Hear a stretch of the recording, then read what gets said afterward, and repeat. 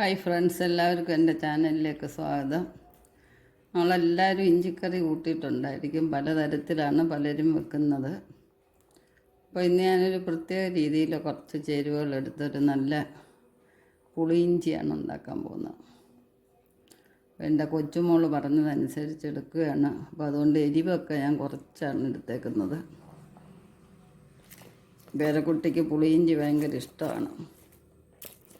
അപ്പോൾ അമ്മമ്മ എനിക്ക് ചില പുളിയിഞ്ചി ഉണ്ടാക്കി തരുമോ എന്ന് ചോദിച്ച്, അതിനുവേണ്ടി ഞാൻ കുറച്ച് മുളകാണ് ചേർത്തേക്കുന്നത്. ഒരു 3 പച്ചമുളക് എടുത്തിട്ടുണ്ട്, ഒരല്ലി വെളുത്തുള്ളി എടുത്തിട്ടുണ്ട്, ഒരു കുടം. പിന്നെ നമുക്ക് ഇഞ്ചിയാണ് വേണ്ടുന്നത്, ചെറിയ ഉള്ളി എത്ര വേണമെങ്കിലും നമുക്ക് ചേർക്കാൻ, ടേസ്റ്റ് കൂടും. ഞാനിവിടെ ഒരു 100 ഗ്രാം എടുത്തിട്ടുണ്ട്. ഇനി നമുക്കിതൊന്ന് നല്ലതായിട്ടെല്ലാം ഒന്ന് ക്ലീൻ ചെയ്ത് അരിഞ്ഞെടുക്കാം. അപ്പോൾ നമ്മളിതെല്ലാം നന്നായിട്ട് ക്ലീൻ ചെയ്തെടുത്തിട്ടുണ്ട്. ഇനി ഇത് ഓരോന്നും സെപ്പറേറ്റ് ആയിട്ടാണ് നമുക്ക് അരിഞ്ഞെടുക്കേണ്ടത്. ഇനി എങ്ങനെ അരിഞ്ഞെടുക്കാം.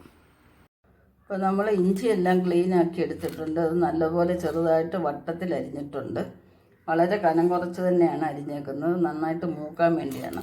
അപ്പോൾ എളുപ്പം മൂത്ത് കിട്ടും. പിന്നെ ചെറിയ ഉള്ളിയും വട്ടത്തിൽ അരിഞ്ഞെടുത്തിട്ടുണ്ട്, വെളുത്തുള്ളി വട്ടത്തിൽ അരിഞ്ഞെടുത്തിട്ടുണ്ട്, പച്ചമുളകും.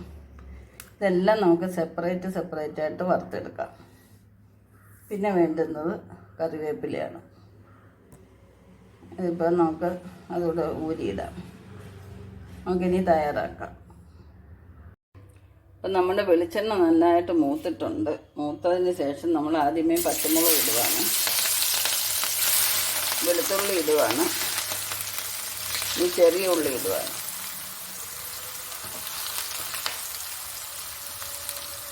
ഇതെല്ലാം നമുക്ക് നല്ലപോലെ ഒന്ന് മൂത്ത് കോരിയെടുക്കണം.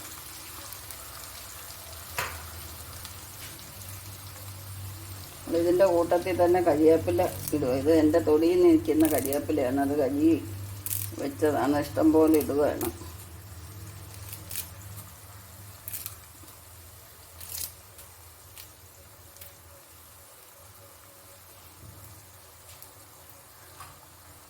നമുക്ക് നന്നായിട്ടൊന്ന് ഇളക്കിയെടുക്കാം.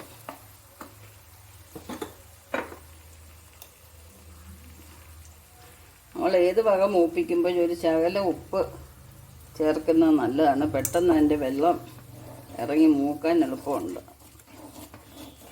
ഇനി ഇത് നന്നായിട്ടൊന്ന് മൂക്കട്ടെ. ഇതെല്ലാം ഏകദേശം ഒന്ന് ചുമന്നിട്ടുണ്ട്. നമുക്ക് ഈ സമയത്ത് ഇഞ്ചിയും കൂടി ഇടുകയാണ്.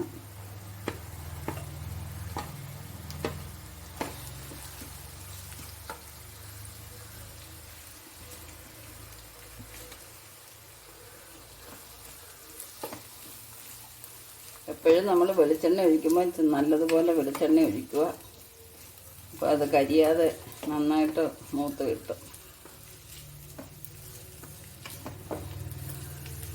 നമുക്ക് വേറെ വെളിച്ചെണ്ണ ചേർക്കണ്ട, ഈ വെളിച്ചെണ്ണ തന്നെ കറിക്ക് ഉപയോഗിക്കുകയും ചെയ്യാം.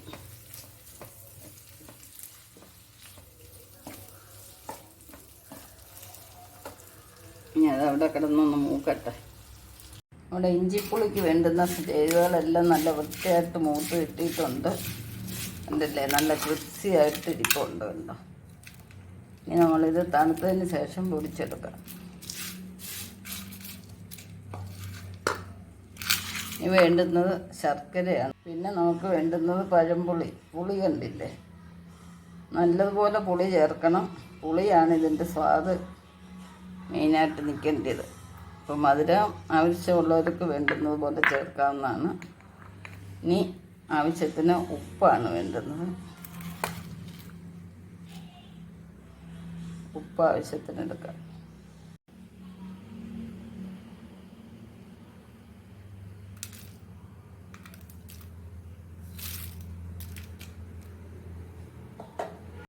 നമ്മൾ സ്വല്പം കടുക് കൂടെ താളിച്ചിടുകയാണ്. കടുക് താളിച്ചിട്ടില്ലെങ്കിലും നല്ല ടേസ്റ്റാണ്.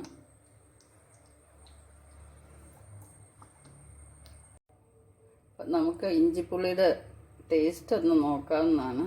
കണ്ടില്ലേ, നല്ല പരുവത്തിന് കിട്ടിയിട്ടുണ്ട്. ആ സൂപ്പർ. അപ്പോൾ ഇത് തണുത്തതിന് ശേഷം നമ്മൾ കുപ്പിയിലോ ഭരണിയിലോ ഒഴിച്ച് വെക്കുക. വെള്ളമയമില്ലാത്ത കുപ്പിയിൽ ഒഴിച്ച് വെക്കുക. എയർ ടൈറ്റായിട്ട് അടച്ച് വെക്കുക. അപ്പോൾ 1 മാസമൊക്കെ ഇരുന്നാലും കേടാവത്തില്ല. ഇത് തണുത്തിട്ടുണ്ട്. നമ്മളിനി തണുത്തതിൻ്റെ എണ്ണ വാരാൻ വെച്ചിട്ടുണ്ടായിരുന്നു. ചൂടോടെ നമ്മൾ ചരിച്ച് വെക്കുമ്പോൾ എണ്ണയെല്ലാം വന്ന് മാറും. ഇനി നമ്മൾ മിക്സിയുടെ ജാറിലിട്ട് നന്നായിട്ടൊന്ന് പൊടിച്ചെടുക്കാം.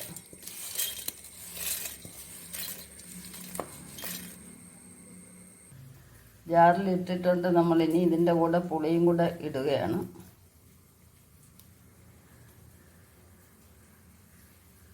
പുളിയൊന്ന് ചെറുതാക്കി ഇടുകയാണ്.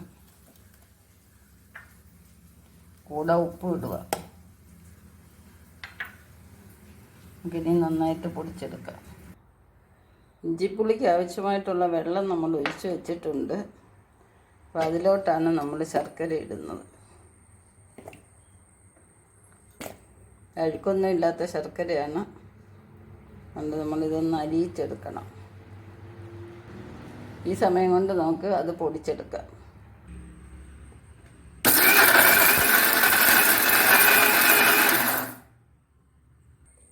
അപ്പം നമ്മളിത് പൊടിച്ചെടുത്തിട്ടുണ്ട്. കണ്ടില്ലേ, നല്ലൊരു കളറാണ്. ആ പുളിയുടെ ചേർത്തപ്പോൾ നല്ല ബ്ലാക്ക് കളറാണ് ഉണ്ടാകുന്നത്. ഇതാണ് ഇഞ്ചിപ്പുളിയുടെ കളറ്. നമ്മുടെ ശർക്കരയെല്ലാം അലിഞ്ഞ് വന്നിട്ടുണ്ട്. നമ്മളൊരു ശകലം കായമാണ് ഇട്ട് കൊടുക്കുന്നത്. കായം എല്ലാത്തിനും ഒരു മേമ്പടിയാണ്. നല്ല മണം കിട്ടും. ശർക്കര നല്ലപോലെ തിളച്ച് ഒരു പാവ് പരുവായിട്ടുണ്ട്.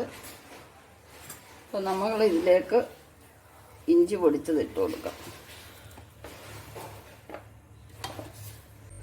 അപ്പോൾ ഫ്രണ്ട്സ്, എല്ലാവർക്കും ഈ വീഡിയോ ഇഷ്ടപ്പെട്ടെന്ന് വിചാരിക്കുന്നു. അങ്ങനെ നമ്മുടെ പുളി ഇഞ്ചിയുടെ വീഡിയോയുടെ വൈൻഡപ്പ് ചെയ്യുകയാണ്. 100 കറിക്കൊരു ഇഞ്ചിക്കറി എന്നാണ് പ്രമാണം. അപ്പോൾ ഇത് പലതരത്തിൽ വെക്കാവുന്നതാണ്. മധുരം ഇഷ്ടമില്ലാത്തവർക്ക് മധുരം ചേർക്കാതെയും വെക്കാവുന്നതാണ്.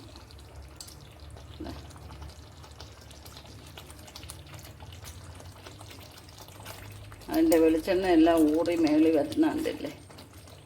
അത് പ്രത്യേകിച്ച് വെളിച്ചെണ്ണയൊന്നും ഒഴിച്ചിട്ടില്ല. വഴറ്റിയപ്പോൾ ഒഴിച്ച വെളിച്ചെണ്ണയാണ് ഇപ്പം തിളച്ചപ്പോൾ ഊറി വരുന്നത്. പഴംപുളി ഇല്ലാത്തവർക്ക് പുതിയ പുളിയായാലും എടുക്കാം. പക്ഷേ ഇത്രയും കളറ് കിട്ടത്തില്ല.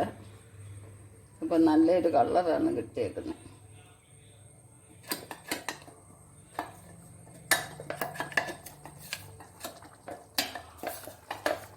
നന്നായിട്ടൊന്ന് കുറുക്കിയെടുക്കാം.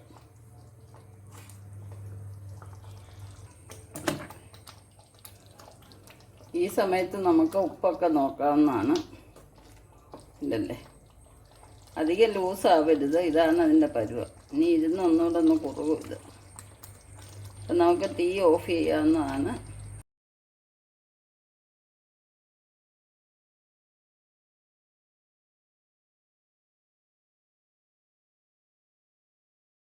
എൻ്റെ ചാനൽ ഇതുവരെ സബ്സ്ക്രൈബ് ചെയ്യാതെ കാണുന്നവരാരെങ്കിലും ഉണ്ടെങ്കിൽ സബ്സ്ക്രൈബ് ചെയ്യുക. വീഡിയോസ് എല്ലാം കണ്ട് സപ്പോർട്ട് ചെയ്യുക. നെക്സ്റ്റ് ഒരു വെറൈറ്റി ആയിട്ട് അടുത്ത വീഡിയോയിൽ കാണാം. ശുഭദിനം ആശംസിച്ചുകൊണ്ട് ബൈ ബൈ. എന്താ ഒരു മണം കണ്ടില്ലേ. Bye bye.